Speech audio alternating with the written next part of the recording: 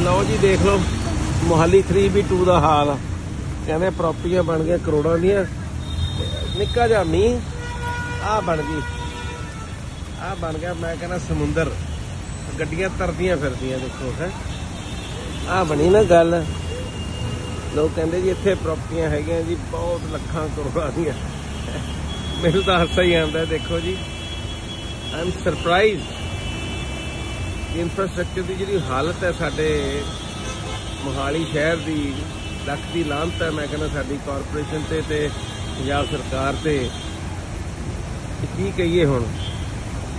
ਮੇਰੇ ਖਿਆਲ ਅੱਧੇ ਘੰਟੇ ਦਾ ਮੀਂਹ ਤੇ ਪੂਰਾ ਕੰਮ ਹੋਇਆ ਪਿਆ। I think the officers, the concerned people, they have to be very, very careful and strict. देखो पानी जान का राह ही नहीं किते हैगा। है जी, ਇਹਨੂੰ ਕਾਈਂडली ਦੇਖਿਆ ਜਾਵੇ।